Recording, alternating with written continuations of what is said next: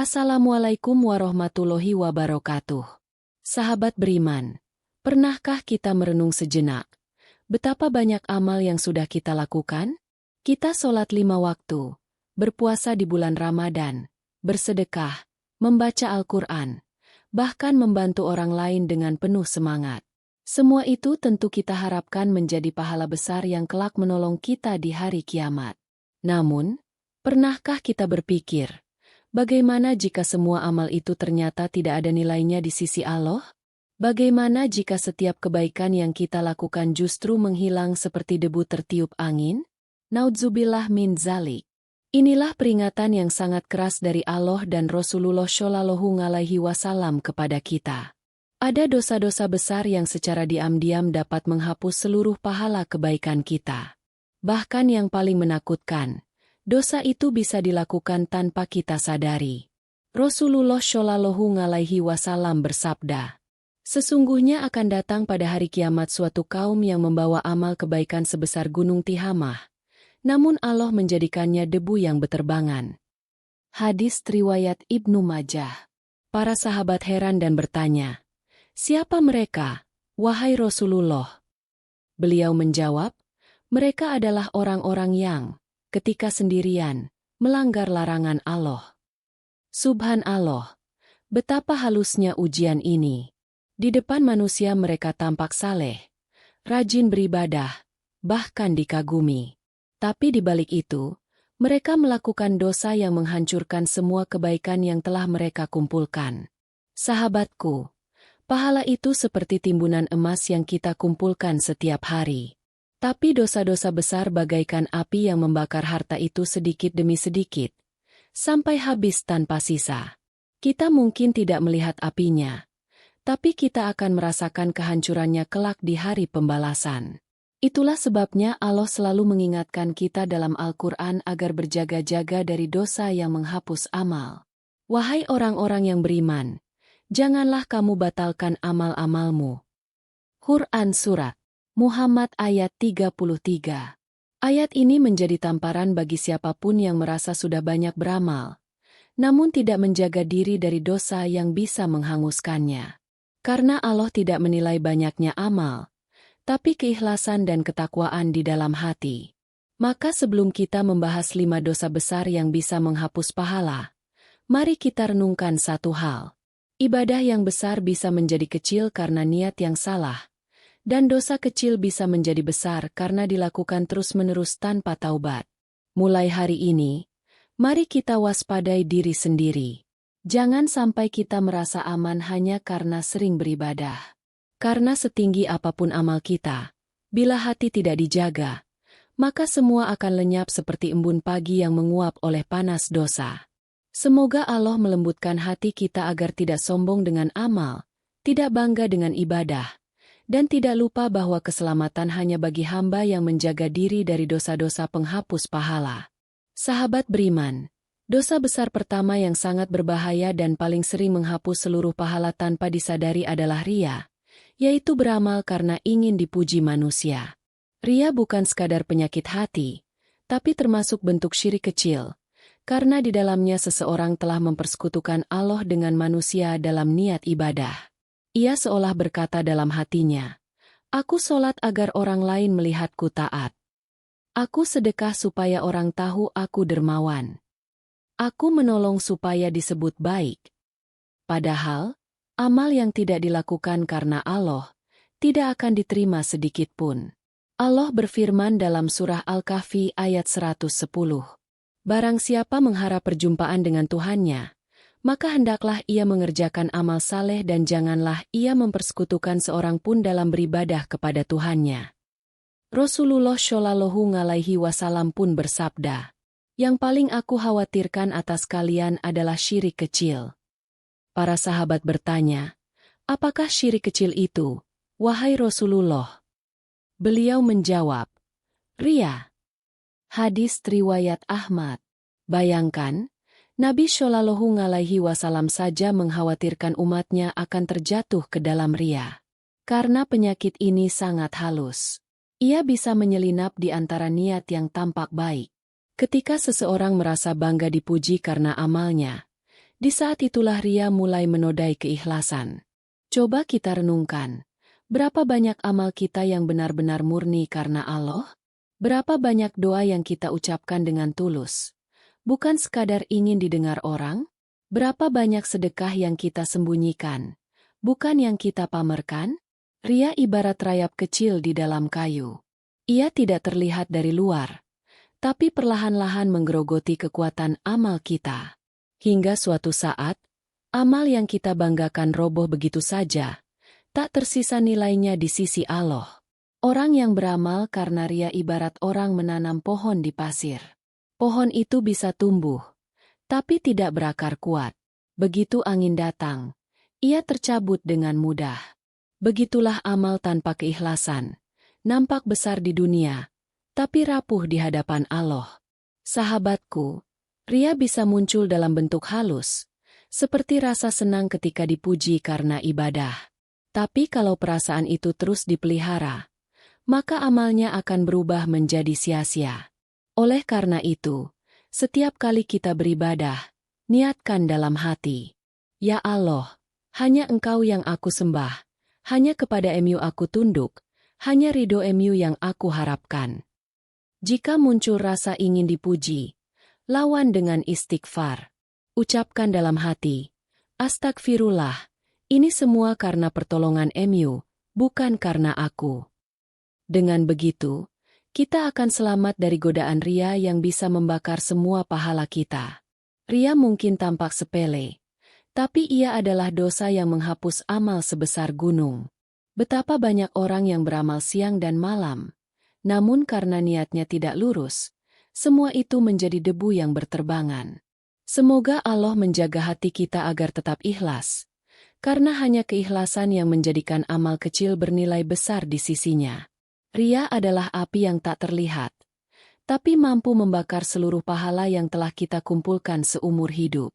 Sahabat beriman, dosa besar yang kedua dan seringkali tidak kita sadari adalah mengungkit-ungkit pemberian, atau merendahkan orang yang menerima sedekah. Padahal Allah telah mengingatkan dengan tegas dalam firman-Nya. "Hai orang-orang yang beriman, janganlah kamu menghilangkan pahala sedekahmu dengan menyebut-nyebutnya dan menyakiti perasaan orang yang menerima." Quran Surat Al-Baqarah ayat 264. Ayat ini adalah peringatan keras bagi siapapun yang bersedekah namun kemudian merusaknya dengan kesombongan dan ucapan yang menyakitkan. Sedekah yang seharusnya menjadi penyuci harta dan penenang jiwa, bisa berubah menjadi sumber dosa dan kesia-siaan bila disertai niat yang tidak benar. Sahabatku, mengungkit pemberian adalah seperti menuang racun ke dalam air yang jernih. Air itu tadinya menyejukkan, tapi karena tercampur racun kesombongan, ia menjadi berbahaya dan tidak bisa diminum lagi. Begitulah sedekah yang diikuti rasa sombong dan pamer. Kita sering mendengar ucapan seperti, "Kalau bukan karena aku, dia tidak akan bisa makan." Atau, "Aku sudah bantu dia, tapi dia malah lupa diri." Kata-kata ini tampak sepele, tapi di sisi Allah, ini adalah bentuk penghinaan terhadap penerima dan kesombongan terhadap pemberi. Rasulullah Shallallahu Alaihi Wasallam bersabda, 3 golongan yang tidak akan diajak bicara oleh Allah pada hari kiamat, dan tidak akan dilihatnya dengan pandangan rahmat. Salah satunya adalah orang yang memberi sesuatu lalu mengungkit-ungkitnya. Hadis riwayat Muslim. Bayangkan, sahabatku, betapa berat hukuman ini. Tidak diajak bicara oleh Allah, tidak dilihat dengan kasih sayang, bahkan amalnya tidak diberi balasan. Semua karena satu hal, ia tidak menjaga hati saat memberi. Padahal, sedekah adalah amal besar. Allah menjanjikan ganjaran berlipat ganda bagi orang yang memberi dengan tulus, seperti yang disebutkan dalam Al-Baqarah ayat 261. Perumpamaan orang yang menafkahkan hartanya di jalan Allah adalah seperti sebutir benih yang menumbuhkan 7 tangkai. Pada tiap-tiap tangkai ada 100 biji. Namun, begitu seseorang mulai menyebut-nyebut pemberiannya, semua pahala itu hangus dalam sekejap. Sedekah yang ikhlas bisa menjadi amal yang menyelamatkan dari neraka. Tetapi sedekah yang disertai kesombongan justru bisa menjerumuskan ke dalamnya. Sahabat beriman, Memberi itu seharusnya menjadi tanda syukur kepada Allah. Karena sejatinya, kita tidak memberi apa-apa. Allah lah yang menitipkan rezeki itu lewat tangan kita. Kita hanyalah perantara, bukan pemilik mutlak. Maka jangan pernah merasa lebih tinggi dari orang yang kita bantu, sebab bisa jadi di sisi Allah, orang itu jauh lebih mulia dari kita. Ingatlah selalu, tangan yang memberi tidak akan menjadi mulia bila hati yang memberi masih sombong. Sedekah yang kecil namun tulus lebih berharga daripada bantuan besar yang disertai celaan. Jadi, ketika kita menolong seseorang, biarkan itu menjadi rahasia antara kita dan Allah. Karena setiap amal yang disembunyikan akan disimpan Allah dengan penuh kehormatan, dan setiap kebaikan yang diumbar dengan kesombongan akan lenyap bersama angin ujian dunia. Semoga Allah menjaga hati kita agar tidak tergoda oleh pujian, dan menjadikan setiap sedekah kita sebagai tabungan yang tidak terhapus sampai akhirat kelak. Sahabat beriman, dosa besar berikutnya yang paling sering dilakukan manusia tanpa sadar adalah ghibah, atau membicarakan keburukan orang lain di belakangnya. Dosa ini sangat berbahaya karena bisa menghabiskan seluruh pahala kita sedikit demi sedikit, layaknya air yang menetes mengikis batu. Rasulullah Shallallahu Alaihi Wasallam bersabda, "Tahukah kalian apa itu ghibah?" Para sahabat menjawab, "Allah dan Rasul-Nya lebih tahu." Beliau berkata, "Ghibah adalah engkau menyebutkan sesuatu tentang saudaramu yang dia tidak suka." Lalu ditanya, "Bagaimana jika yang dikatakan itu benar?" Beliau menjawab, "Jika yang kamu katakan itu benar, maka kamu telah menggunjingnya. Jika tidak benar, maka kamu telah memfitnahnya." Hadis riwayat Muslim. Subhanallah. Bahkan ucapan yang benar pun bisa menjadi dosa jika disampaikan dengan niat membuka aib orang lain. Betapa sering kita duduk di antara teman, membicarakan kekurangan seseorang, suaranya, wajahnya, pekerjaannya, bahkan keluarganya, tanpa sadar bahwa kita sedang memindahkan pahala kita kepadanya. Rasulullah Shallallahu Alaihi Wasallam pernah bersabda bahwa di hari kiamat nanti akan ada orang yang datang membawa pahala sholat, puasa, dan zakat. Namun semua itu dihabiskan untuk menebus kesalahan lisan, karena ia pernah mencela, menghina, dan membicarakan orang lain. Dan setelah pahalanya habis, dosa orang-orang yang digibahinya akan dipindahkan kepadanya. Inilah bangkrut sejati di akhirat. Hadis riwayat Muslim. Sahabatku, ghibah dan fitnah adalah pencuri pahala paling licik. Mereka datang melalui obrolan santai, melalui gosip ringan, bahkan lewat media sosial. Kita mungkin merasa hanya bercanda, tapi di catatan malaikat, setiap kata adalah dosa yang nyata. Dan jika ghibah sudah berubah menjadi fitnah, yaitu menyebarkan kebohongan tentang seseorang, maka dosanya jauh lebih berat.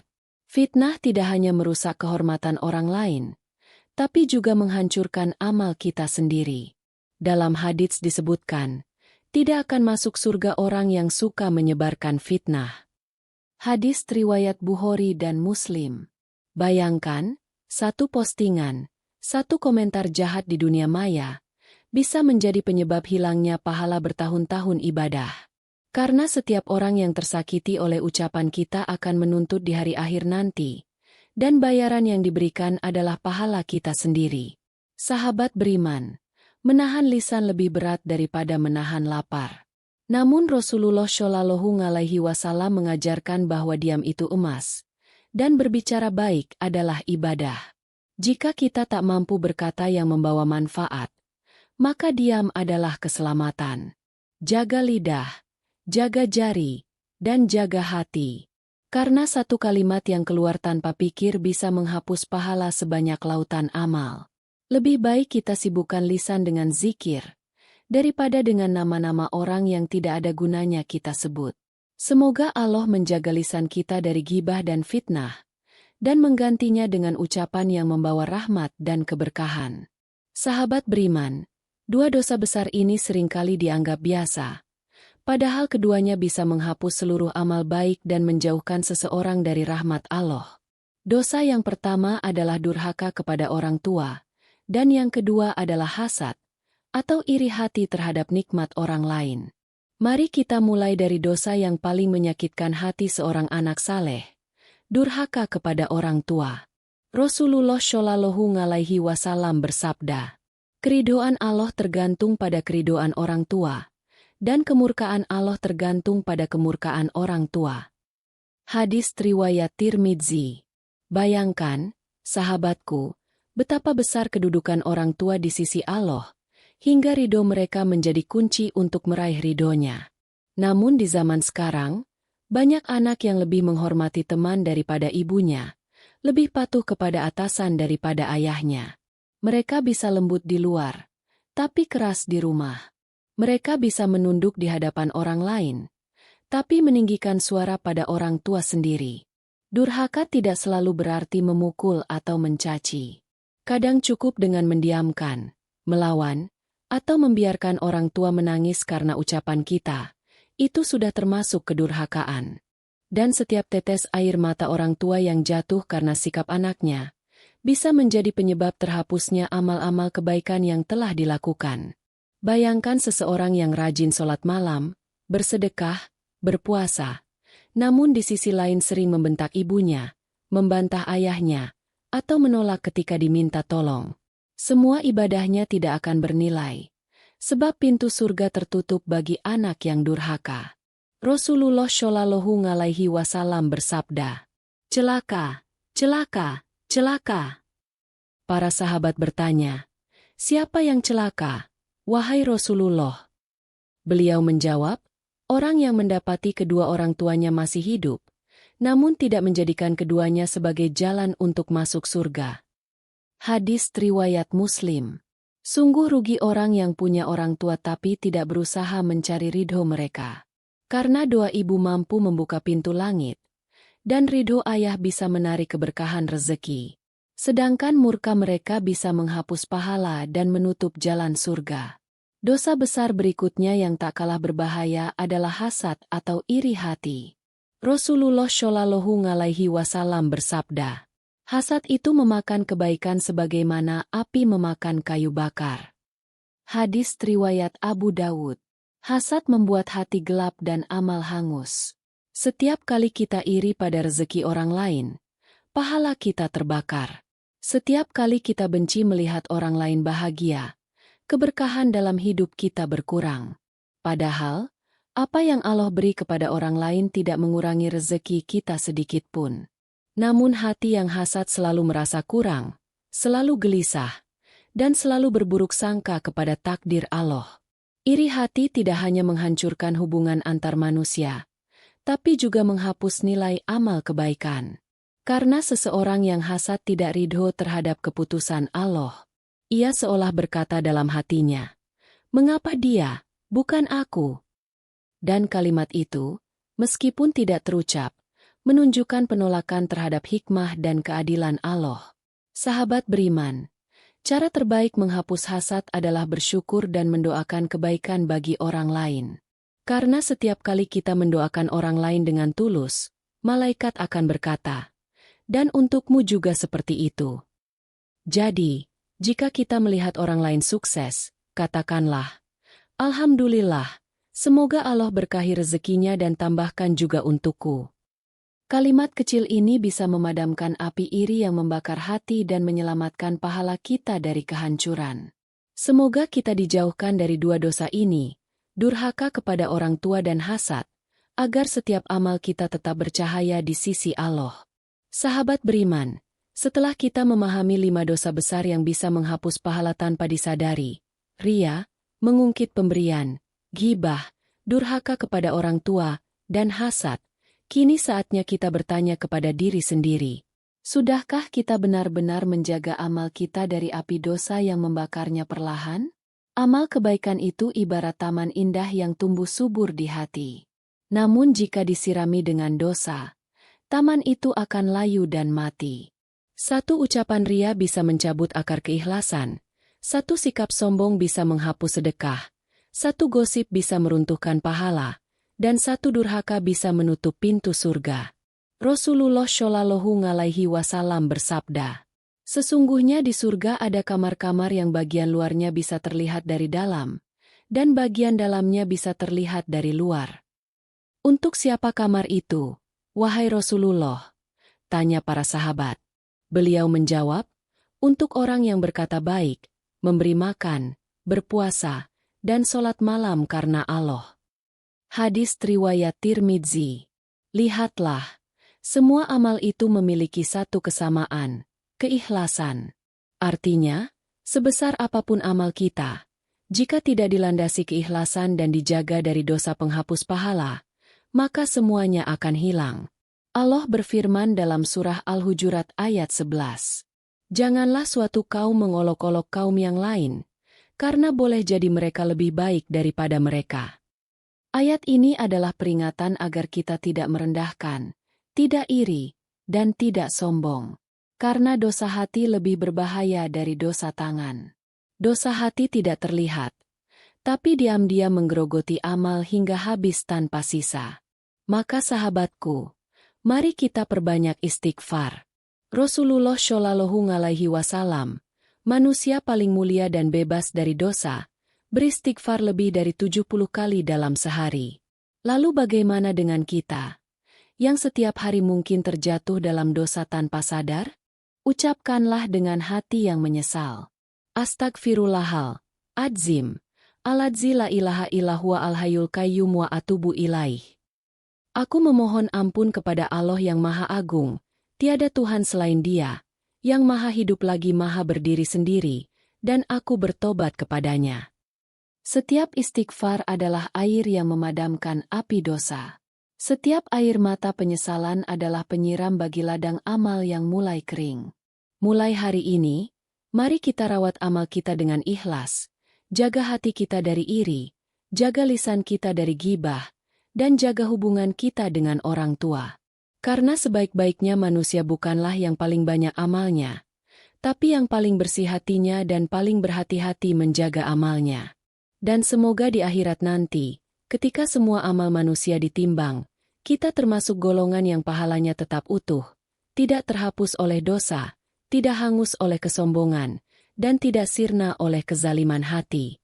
Semoga setelah mendengarkan kisah dan peringatan ini, hati kita semakin lembut, iman kita semakin kuat, dan langkah kita semakin dekat menuju ampunan Allah.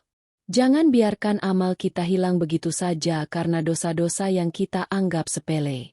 Mari sama-sama kita perbanyak istighfar dan menjaga diri dari perbuatan yang bisa menghapus pahala kita tanpa sadar. Sahabat beriman, jika video ini bermanfaat, jangan lupa untuk tekan tombol like sebagai bentuk dukungan agar semakin banyak orang yang tersentuh hatinya. Bagikan video ini ke keluarga, teman, dan grup sosialmu. Karena bisa jadi dari satu klik share, ada pahala yang terus mengalir tanpa henti. Dan tentu saja, subscribe channel ini agar kamu tidak ketinggalan video-video penuh hikmah dan pencerahan berikutnya. Sampai jumpa di video selanjutnya. Tetap jaga hati, jaga iman, dan teruslah menjadi hamba yang dicintai Allah. Wassalamualaikum warahmatullahi wabarakatuh.